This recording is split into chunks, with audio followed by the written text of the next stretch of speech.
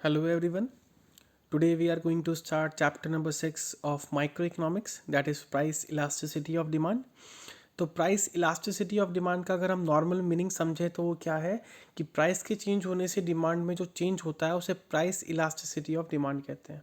तो मीनिंग समझते हैं। It is a ratio between percentage change in quantity demand and percentage change in the own price of commodity.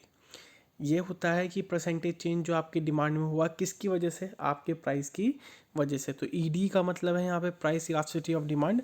Minus का sign ये indicate करता है कि प्राइस में और क्वांटिटी डिमांड में आपका इन्वर्स रिलेशनशिप है, और फॉर्मूला भी यही बनता है कि percentage change in quantity demand upon percentage change in price.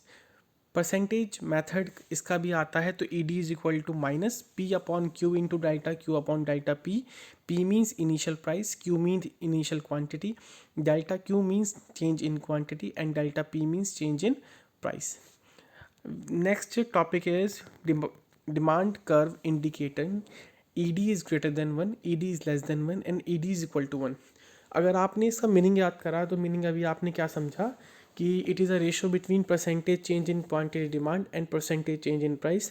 तो अगर मैं ई D is greater than one कहूँ तो जहाँ हम क्या कह सकते हैं, देख लीजिए, आपको खुद ही समझ में आ जाएगा कि इसने यहाँ पे कहा है कि when percentage change in quantity demand is more than percentage change in price for such commodity is said high elastic. इसे हम क्या कहते हैं, हाई इलास्टिक कहते हैं। और अगर मैं इसी के लिए बात करूँ तो यहाँ जहाँ मोर है यहाँ पे क्या आ जाएगा, आपका लेस आ जाएगा। तो क्या होगा, when percentage change in quantity demand is less than percentage change in price. और अगर मैं इसके लास्ट की बात करूँ तो यहाँ पे क्या वर्ड आ जाएगा, आपका इक्वल आ जाएगा।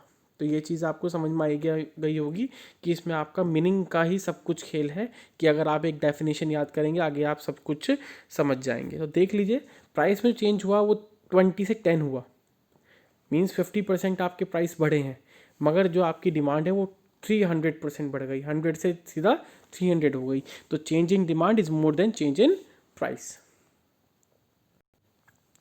आप इसे डायग्राम के थ्रू भी समझ सकते हैं कि जो प्राइस में चेंज था वो बहुत कम था और जो डिमांड में चेंज है वो बहुत ही ज़्यादा है। Next is E D is less than one, वही पहले वाली बात। When percentage change in quantity demand is less than percentage change in price then demand falls, such commodity is said less elastic. इन्हें हम कहते हैं लेस इलास्टिक। मीन्स प्राइस में change बहुत ज़्यादा हुआ मगर डिमांड में बहुत थोड़ा सा चेंज हुआ। तो आप इसका ऊपर वाले को कहते हैं स्टीपर और इसे कहते हैं flatter.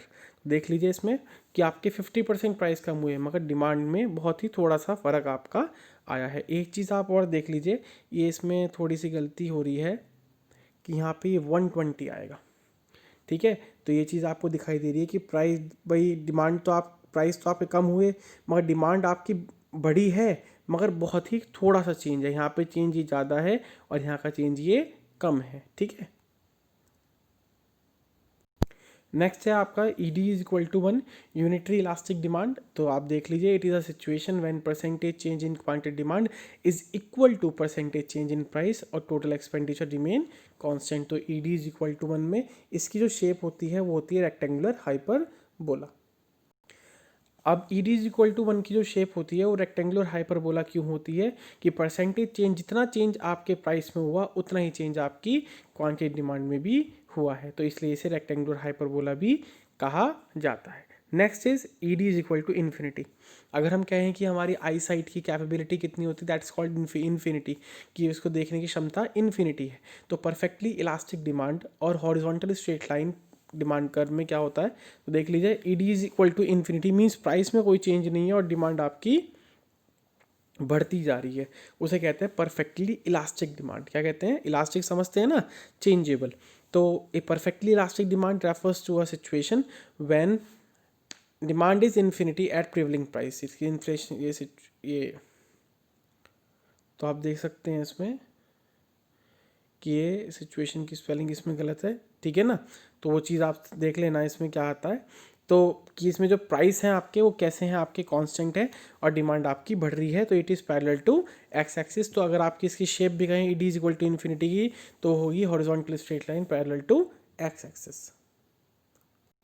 Our next point is perfectly in elastic. देखिए, elastic means changeable, in elastic means जिसे हम चेंज नहीं कर सकते। डिमांड में कोई चेंज नहीं हो रहा अगर प्राइस में आपके कितने भी चेंज होते रहें। तो perfectly in elastic demand refers to situation when change in the price cause no change in the quantity demand.